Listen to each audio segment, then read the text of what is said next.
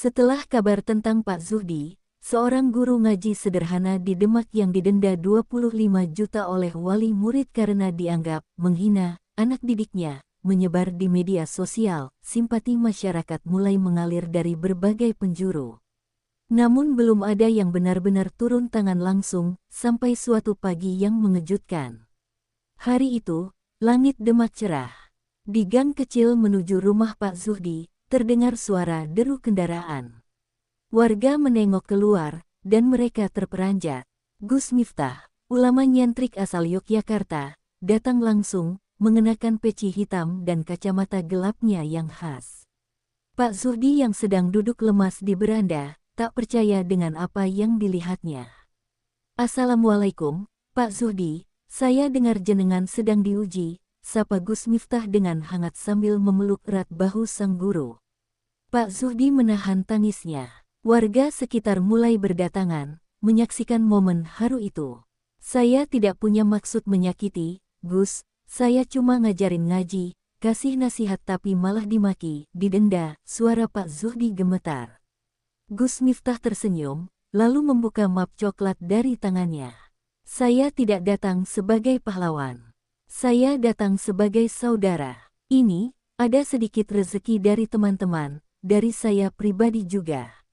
Insya Allah cukup untuk lunasi denda itu." Map itu berisi uang tunai dan transfer bukti donasi senilai 50 juta rupiah. Pak Zuhdi langsung menangis di pelukan Gus Miftah. "Bukan cuma soal uangnya, Gus, tapi saya merasa tidak sendirian lagi." Warga bertepuk tangan. Suasana menjadi haru. Banyak dari mereka yang merekam momen itu dan mengunggahnya ke media sosial. Dalam hitungan jam, video itu viral. Gus Miftah pun memberikan pesan singkat kepada warga dan media yang hadir. "Mari kita jaga guru-guru kita. Mereka bukan hanya pengajar, tapi penjaga akhlak bangsa. Jangan sampai mereka dihukum hanya karena menasihati." Efek viral dan dukungan nasional. Setelah bantuan itu, perhatian nasional semakin mengarah ke kasus Pak Zuhdi.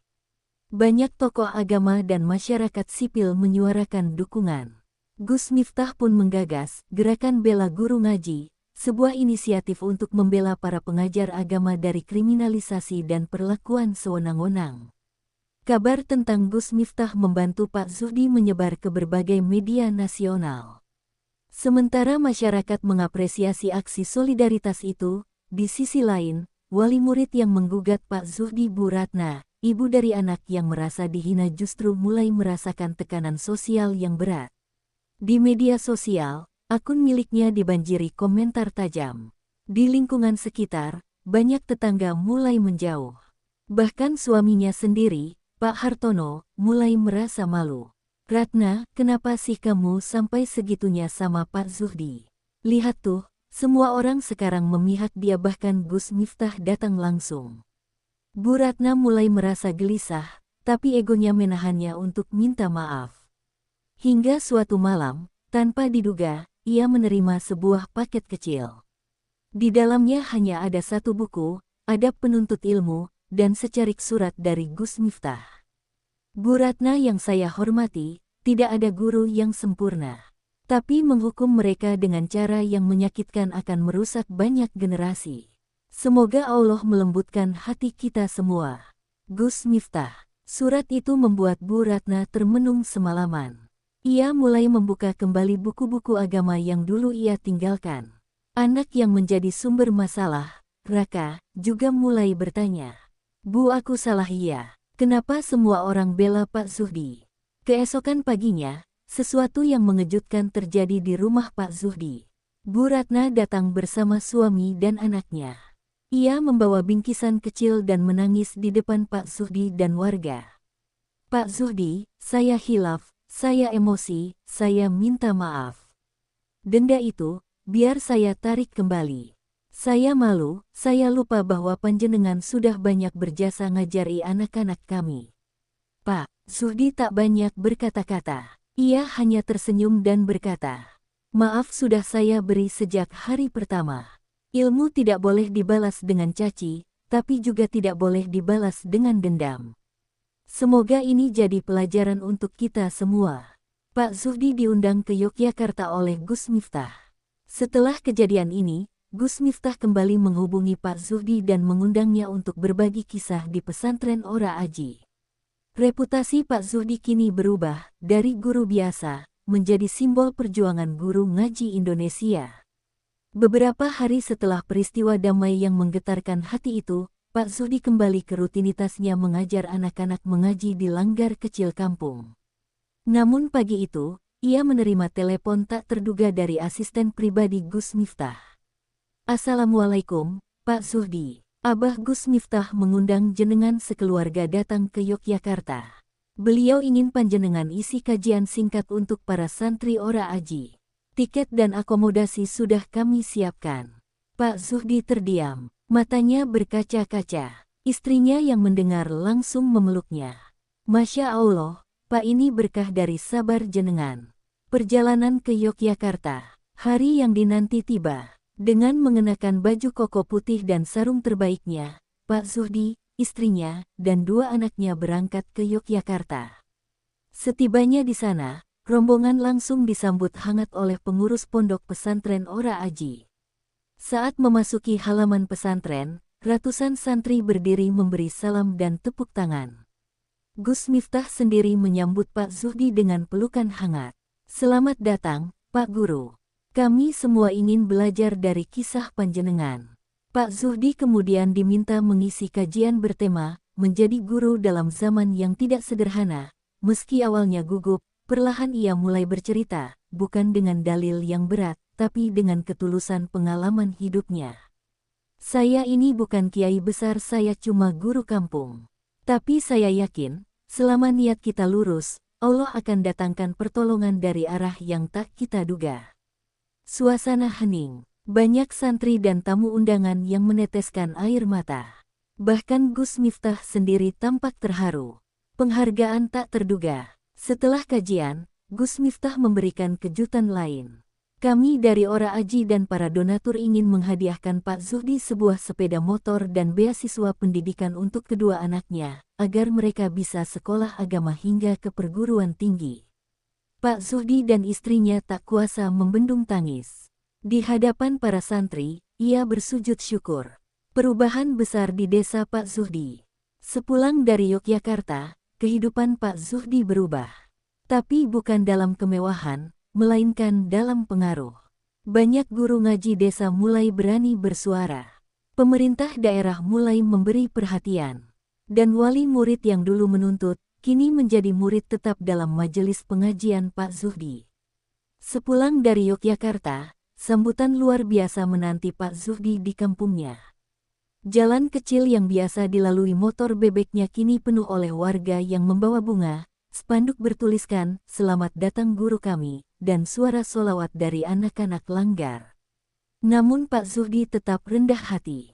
Ia menolak disanjung berlebihan. Di hadapan warga, ia hanya berkata, "Saya bukan siapa-siapa. Tapi jika kisah ini membawa manfaat, maka itu semua karena kehendak Allah."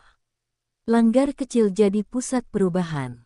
Sejak peristiwa itu, langgar kecil milik Pak Zuhdi mulai penuh setiap malam.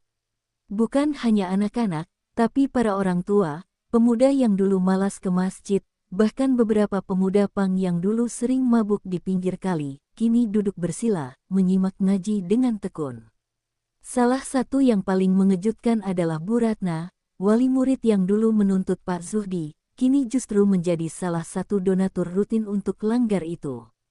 Ia bahkan menggalang dana untuk renovasi bangunan yang sudah mulai lapuk. "Saya ingin menebus kesalahan saya dengan amal jariyah. Semoga Allah menerima taubat saya," ujarnya kepada warga. Respons pemerintah daerah. Tidak hanya masyarakat, pemerintah daerah Demak akhirnya turun tangan. Dinas Pendidikan dan Kementerian Agama setempat memberikan penghargaan kepada Pak Zuhdi sebagai tokoh pendidikan moral daerah. Lebih dari itu, sebuah program baru diluncurkan. Gerakan Guru Ngaji Berdaya, sebuah program pelatihan dan perlindungan hukum bagi guru-guru ngaji di desa-desa sedemak. Pak Zuhdi diundang ke istana. Reputasi Pak Zuhdi makin meluas. Dalam waktu singkat, ia diundang oleh Presiden Prabowo ke Istana Negara untuk menceritakan kisahnya sebagai guru ngaji yang menjadi simbol keteguhan dan keikhlasan di tengah tekanan zaman. Pagi itu, rumah sederhana Pak Zuhdi kembali ramai. Tapi bukan karena tamu biasa, melainkan karena undangan resmi dari Sekretariat Negara Republik Indonesia. Surat bersampul emas itu mengundangnya ke Istana Negara untuk bertemu langsung dengan Presiden Prabowo Subianto. Pak Zuhdi, Bapak Presiden ingin mendengar langsung kisah jenengan. Beliau sangat terinspirasi, kata seorang utusan dari Jakarta. Pak Zuhdi sempat bingung. Ia bukan orang penting, tak biasa berbicara di panggung-panggung besar. Tapi sang istri menenangkan. Berangkatlah, Pak. Jangan tolak rezeki dan kehormatan dari Allah. Suasana di istana, dengan pakaian khasnya, sarung, baju koko putih, dan peci hitam, Pak Zuhdi datang ke Jakarta ditemani istrinya. Setibanya di istana, ia disambut dengan penuh hormat. Di ruang audiensi, Presiden Prabowo berdiri dari kursinya dan langsung menyalaminya erat.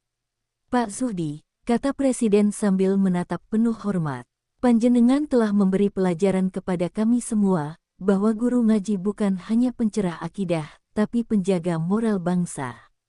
Pertemuan berlangsung hikmat. Pak Zuhdi menceritakan kisahnya dari awal, tentang langgar kecil, tentang denda 25 juta, tentang kedatangan Gus Miftah, dan bagaimana masyarakat berubah.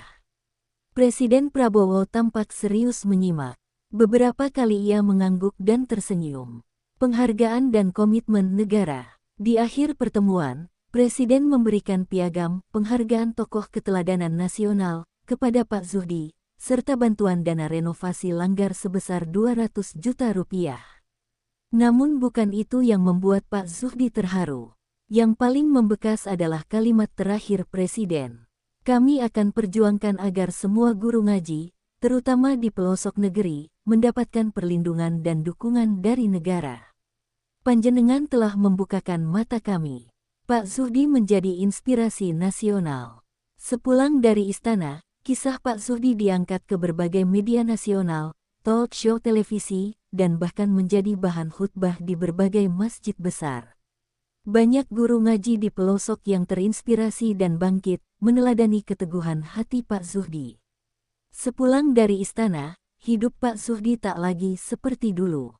Bukan karena ia berubah gaya hidup, rumahnya masih sederhana, pakaiannya tetap sarung dan baju koko lusuh, tapi karena kisah hidupnya kini menggema ke seluruh pelosok negeri.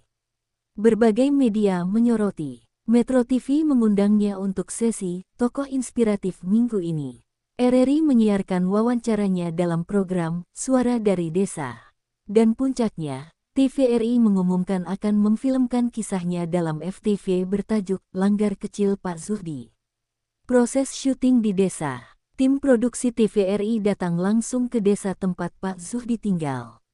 Mereka menyulap langgar kecil menjadi lokasi utama syuting. Menariknya, pemeran utama film tersebut bukan artis ibu kota, melainkan Pak Zuhdi sendiri. Saya cuma guru ngaji, saya gak bisa akting, ucapnya malu-malu. Kami tidak butuh aktor, kami butuh ketulusan, dan itu sudah ada dalam diri panjenengan. Film itu mengangkat kisah nyata perjuangan guru ngaji, yang hampir dikriminalisasi, namun justru menjadi simbol perubahan nasional. Pemeran Bu Ratna diperankan oleh aktris sinetron lawas, sementara Gus Miftah muncul sebagai dirinya sendiri dalam beberapa adegan dokumenter. Penayangan nasional dan reaksi masyarakat. Saat film tayang perdana di TVRI, rating penonton melonjak tinggi. Banyak orang menonton bareng di langgar, masjid, hingga balai desa. Bahkan beberapa stasiun swasta ikut menyiarkan ulang film itu.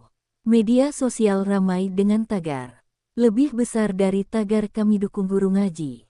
Tagar Pak Zuhdi pejuang akhlak. Tagar langgar kecil inspirasi nasional. Komentar netizen pun luar biasa positif. Lebih besar dari kalau semua guru ngaji seperti Pak Zuhdi, negeri ini akan damai. Bangga jadi santri. Terima kasih Pak Zuhdi. Terharu nonton filmnya. Gak ngangka guru kampung bisa bangkitkan Indonesia. Pak Zuhdi membuka pesantren gratis untuk duafa. Dengan bantuan para donatur dan pemerintah, Pak Zuhdi mulai membangun pesantren tahfiz gratis untuk anak yatim dan duafa di tanah wakaf dekat rumahnya. Langgar kecil